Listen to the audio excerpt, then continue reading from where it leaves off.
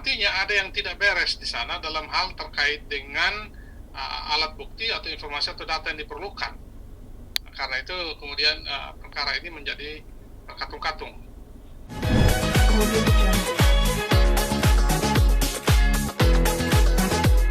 Ya, roll. Oke, gimana nih? Silakan. Yuk, aman? Roll? Ya, roll.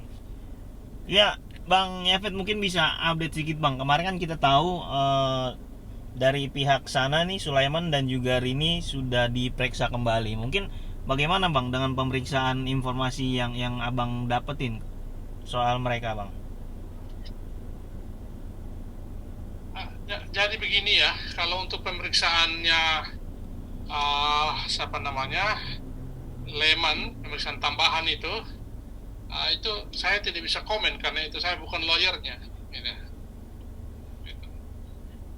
Mungkin dari pihak kuasa sebagai kuasa hukum dari pihak Dito sendiri bagaimana melihat perkembangan kasus ini Bang? Oh ya, jadi begini, sebagaimana yang kami sampaikan bahwa kedatangan kami di Polres Jakarta Selatan adalah untuk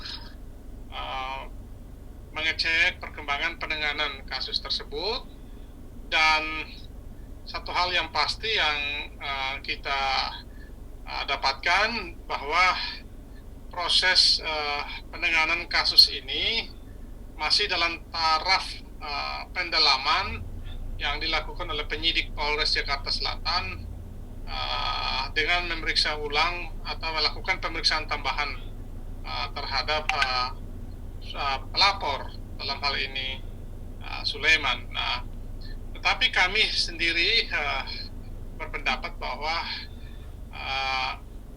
kasus ini berjalan cukup lama dan ini menimbulkan tanda tanya. Kenapa cukup lama penanganan kasus ini?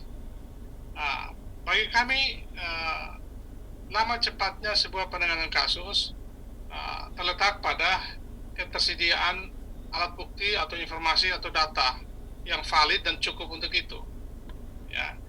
Nah, kalau ini berlama-lama, artinya ada yang tidak beres di sana dalam hal terkait dengan alat bukti atau informasi atau data yang diperlukan. Karena itu kemudian perkara ini menjadi katung-katung. Karena itu kami berharap bahwa sebagaimana juga yang diharapkan oleh pihak pelapor, bahwa perkara ini jika tidak ditemukan bukti-bukti yang cukup, maka sebaiknya dihentikan demi kepastian hukum. Bang, mungkin bisa flashback sedikit Bang. Apa sih Bang yang dilaporkan ini, pasal berapa mungkin? Ya, pelapor Sulaiman itu istrinya melaporkan pasal 333 ini tentang perampasan kemerdekaan. Begitu. Nah, sejauh ini apakah Nindi atau Dito sendiri sudah diperiksa atau seperti apa sih Bang, atau mungkin ada rencana untuk pemanggilan pemeriksaan?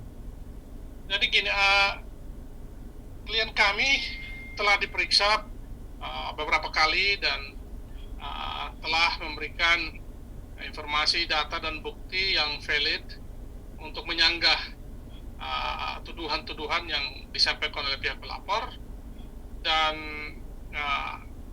ini sudah dilakukan pemeriksaan beberapa kali.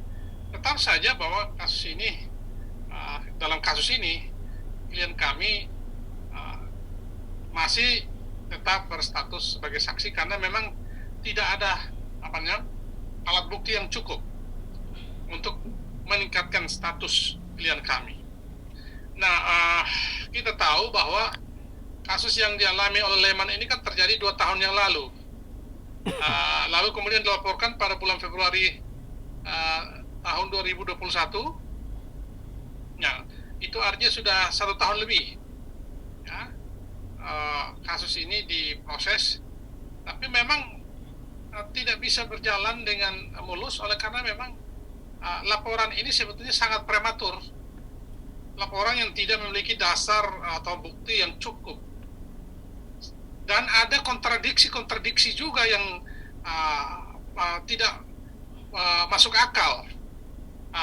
Dan itu menimbulkan tanda tanya besar. Misalnya begini, pada saat Lehman itu melakukan konferensi pers bersama istrinya di hadapan, saya kira kalau saya tidak salah ingat adalah Komnas Perempuan pada waktu itu, Lehman sendiri secara tegas menyatakan bahwa tidak menyatakan secara tegas bahwa penyekapan itu tidak ada, pemukulan itu tidak ada. Ya, itu Lehman sendiri yang menyatakan seperti itu. Lalu tiba-tiba sekarang mengaku bahwa dia adalah korban dari perampasan kemerdekaan. Ya, ini sebuah keanehan dan kejanggalan yang luar biasa. Ya, yang kedua, istrinya selalu mengatakan bahwa Lehman ini akibat dari perampasan kemerdekaan itu mengalami tulalit, mengalami berpikirnya lamban, sakit, kepala dan seterusnya. Itu sering kali diomongkan di media itu. Nah, pertanyaan saya sederhana saja. Adakah bukti visum itu yang menunjukkan bahwa dia tulalit, sakit kepala atau apapun juga itu merupakan hasil dari sebuah tindak pidana? Di mana buktinya? Nah, untuk membuktikan itu diperlukan visum et repertum. Nah, saya tanya sekali lagi, di mana bukti visum et repertum itu? Kejadian sudah 2 tahun yang lalu, ya. Sekarang baru mengaku-ngaku bahwa ada dirampas kemerdekaannya, lalu menjadi tulalit, menjadi lamban dan seterusnya. Oke, di mana bukti visum et repertumnya? Yang kami tahu bahwa yang dibawa oleh pihak pelapor itu keterangan dari psikiater. Nah, ini menurut saya sangat tidak valid bukti ini, karena keterangan psikiater itu tidak bisa dipakai untuk membuktikan seseorang mengalami tindakan perampasan kemerdekaan, gitu.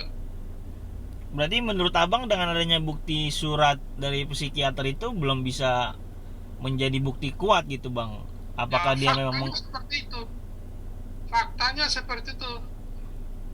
Makanya penyidik juga tidak bisa berbuat banyak. Ya, coba tanya tuh para ahli hukum tuh, apakah keterangan atau informasi dari yang dibuat oleh seorang psikiater bisa menjelaskan akibat dari sebuah tindak pidana. Dalam konteks ini dia mengalami katakannya sakit kepala atau tulalit dan sebagainya. Itu gimana ceritanya itu? Jadi nampaknya ini terlalu dipaksakan kasus ini oleh pihak-pihak yang menunggangi kasus ini. Ada kepentingan apa sih? Ngotot sekali. Dan juga perlu saya tegaskan bahwa terdapat framing yang luar biasa di luar sana bahwa klien kami telah melakukan tindak pidana perampasan kemerdekaan tersebut tanpa bukti. Ya. Nah, kalau ini ceritanya tanpa bukti Anda menuduh seseorang, ini berpotensi sebuah tindak pidana baru nantinya bagi para pelapor dan siapapun yang sudah berbicara tanpa bukti selama ini, yang menyesatkan alam pikir atau opini masyarakat. Ya, karena itu kita menghimbau agar pihak siapapun di luar sana janganlah kemudian membentuk opini secara menyesatkan tanpa data, lalu menuduh orang lain melakukan sebuah tindak pidana. Itu sangat berbahaya. Nah, bang, selain kabarnya ada dugaan perampasan kemerdekaan nih bang, dari pihak sana juga mengatakan bahwasannya ada ancaman-ancaman dari pihak Dito dan juga Nindi. Nah, abang sebagai kuasa hukum bagaimana menanggapi hal ini bang? Begini ya, dalam hukum pembuktian itu, barang siapa yang mendalilkan dia harus membuktikan. Silakan aja dibuktikan. Dan tentu kita juga punya alat bukti lain untuk menyanggah, dan kita sudah menyerahkan sejumlah alat bukti, data, informasi yang memang tujuannya untuk membantah, menegasi tuduhan-tuduhan yang tidak berdasar itu. apa bang alat buktinya bang yang sudah disiapkan abang mungkin?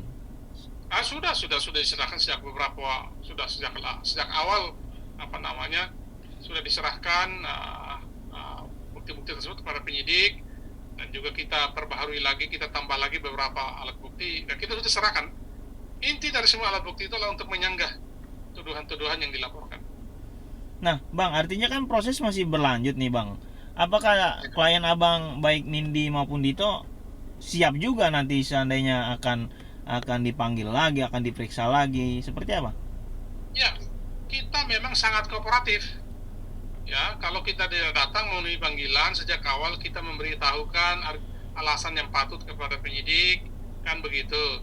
Dan kita tidak pernah menentang petugas, kita tidak pernah mengancam petugas, kita juga tidak pernah berteriak-teriak kepada petugas, kita juga tidak meremehkan petugas melalui media sosial.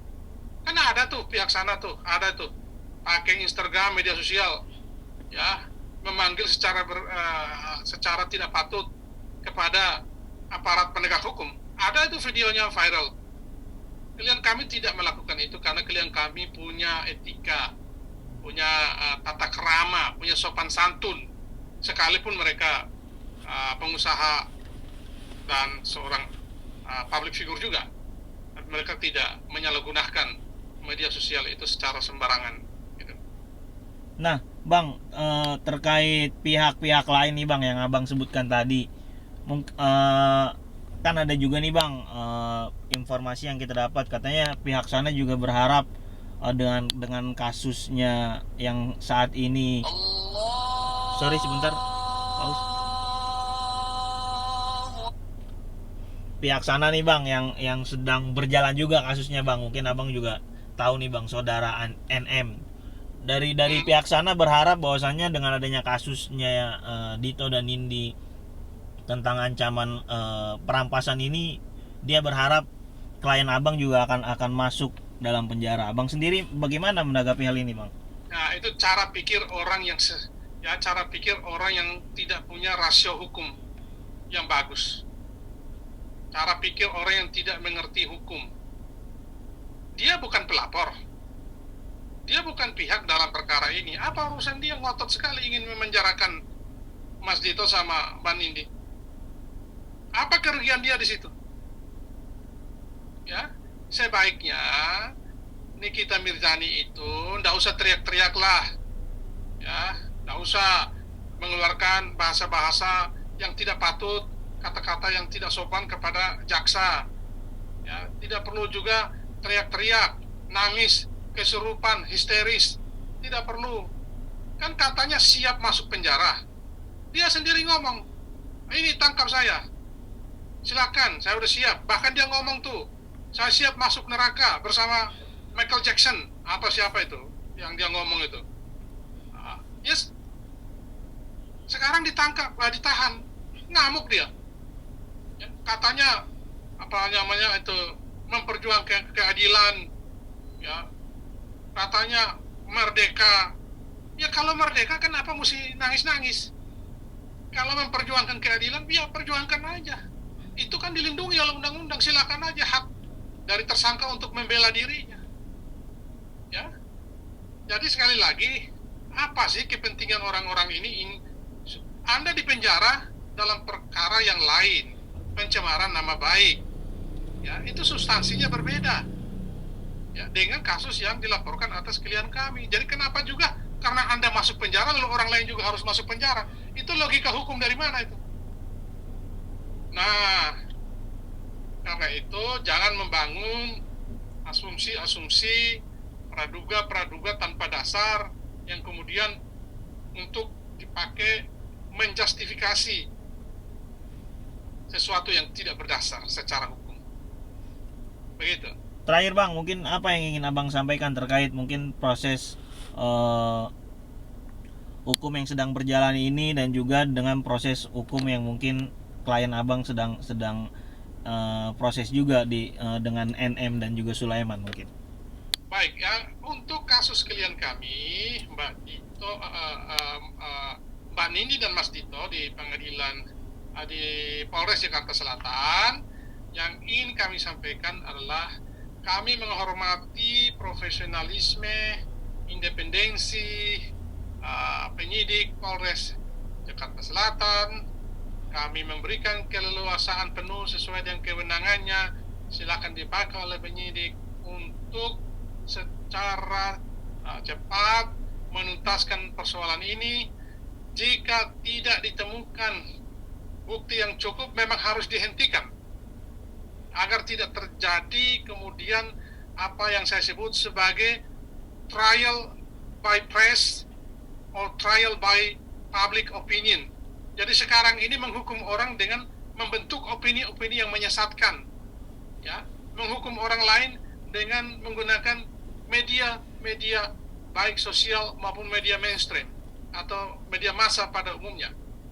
Itu bukan cara-cara yang beradab. Itu bukan cara-cara yang mengedepankan prinsip-prinsip negara hukum. Ini yang perlu kita camkan. Sementara untuk kasus Nikita Mirzani yang sekarang dalam tahapan persiapan pelimpahan dari jaksa penuntut umum ke pihak pengadilan negeri Serang, kami berharap agar sesegera mungkin pihak jaksa penuntut umum melimpahkan perkara ini termasuk Nikita Mirzani ke pengadilan negeri Serang untuk selanjutnya dilakukan proses dan mekanisme persidangan sebagaimana seharusnya. Makin cepat, makin bagus, sehingga perkara ini menjadi terang benderang. Itu yang bisa kami sampaikan. Dan terakhir, kita juga menghimbau jangan juga menciptakan framing di luar sana bahwa seolah-olah Nikita Mirzani itu dikriminalisasi. Itu sebuah kesalahan yang sangat besar. Nikita Mirzani tidak dikriminalisasi. Nikita Mirzani dihukum oleh perbuatannya sendiri yang tidak bijaksana, yang tidak dewasa, melawan hukum menggunakan media sosial untuk kepentingan-kepentingan yang menista orang lain. Jadi yang memenjarakan Nikita Mirzani bukan siapa-siapa, tapi perbuatannya yang melawan hukum, dalam hal ini Undang-Undang ITE. Siap, terima kasih Bang. Ya, terima kasih ya. Terima kasih atas waktunya Bang. Ya, kalau sudah tayang saya dikasih linknya ya. Siap Bang. Terima kasih Mas Ya, Reza. terima kasih Bang Evet. Assalamualaikum. Waalaikumsalam.